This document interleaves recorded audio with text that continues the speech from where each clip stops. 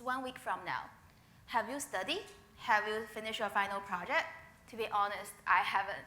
Is that because I'm too busy and I don't have enough time? Well, after putting away our excuse, the real reason is my procrastination. And I even procrastinate on writing this TED Talk.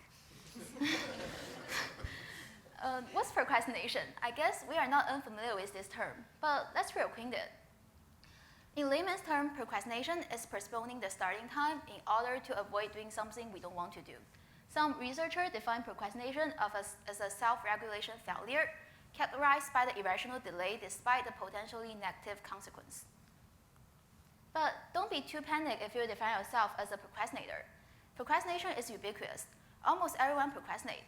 According to education company Magoosh, 86% of high school students procrastinate on their high school assessment. And we can see procrastination everywhere in our life. We may wait until the day before the exam to start studying, engage in a crazy rush the night before the essay is due, and even put off some personal goal indefinitely. Now come to the question, why do 86% of us procrastinate? First, we want to stay in our comfort zone. We think the things we need to do are difficult for us, so our brain have a feeling of fear of doing it. Instead of doing it, we decide to do something else to gain happiness. Or sometimes, we just don't want to break away from our previous stats, or don't feel like doing it right now. Second, we want to do things perfectly, so we want to start it when we think we are completely prepared. Third, over-imagining. People with procrastination usually over-imagine. They will habitually imagine the difficulty they will encounter when they're doing something before they start doing it. For example, they might ask themselves, do I have ability to start doing these things? What might happen after it's done? Will the result be bad? Everyone procrastinates at some point, but not everyone is considered a procrastinator. As a self-defined procrastinator, I often wonder why some people seem very disciplined and live their life to the fullest, while I procrastinate and feel like I can't get rid of procrastination forever. After research, I figured out it's because the inertia of our brain.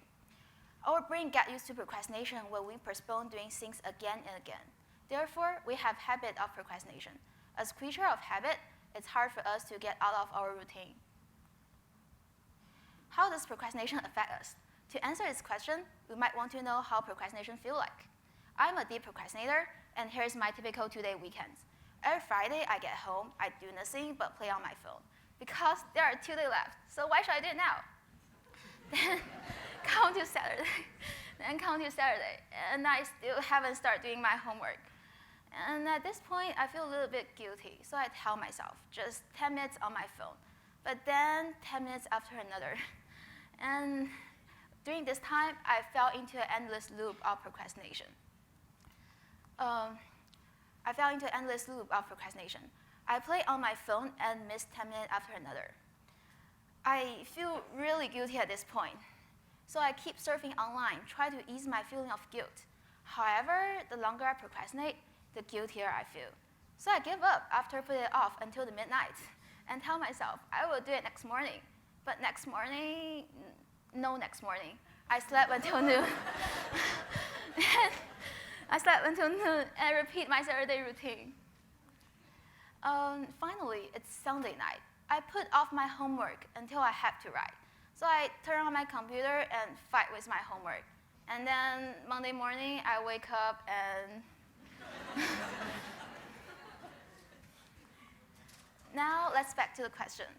How does procrastination affect us? On the surface, it can cause us miss the deadline and get a bad grade. But other than that, mentally, we feel guilty.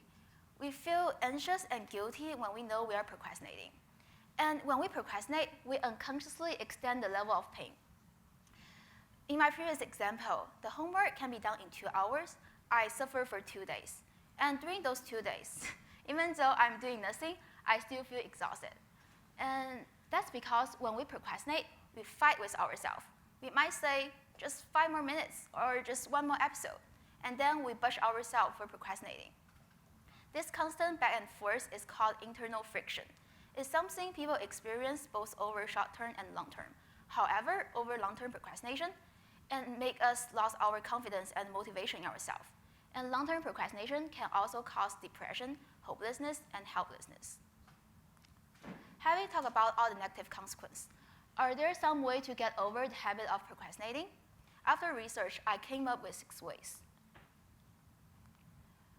As I mentioned before, the reason we procrastinate is because we think the things we need to do are difficult for us, or we just don't want to break away from our previous stats. So we can use 5-minute rule here. We can tell ourselves, we just need to do the task for 5 minutes, and we can stop immediately after those 5 minutes. You might say, well, how does that help? 5 minutes is too short. We can't do anything. That's true, but usually people continue working after those 5 minutes. The reason behind this is the reason we procrastinate. We don't want to break away from our previous stats. Second, don't think.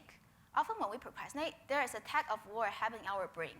Though people on both ends of the rope arguing what's the right time for us to start doing our homework. So if you ever ask yourself this question, the answer is now. Third, subdivide tasks. Divide the big task to small ones. In this case, to deceive our brain, the things we need to do is not that scary.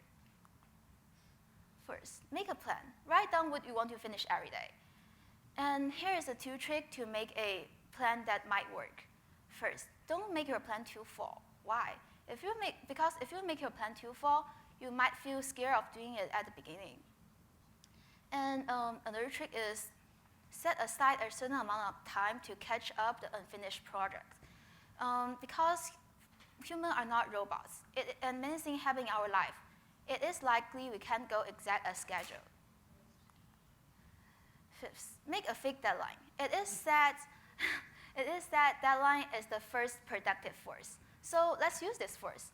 For example, if you have a project, then schedule a meeting with your teacher sometime in advance, and ask him or her to look at your project. In this case, because you know there's a meeting, you will finish your project before the meeting. And after the meeting, you still have time to improve and revise your project. 6, if unfortunately all the tricks above didn't work for you, then throw your phone away. Thank you.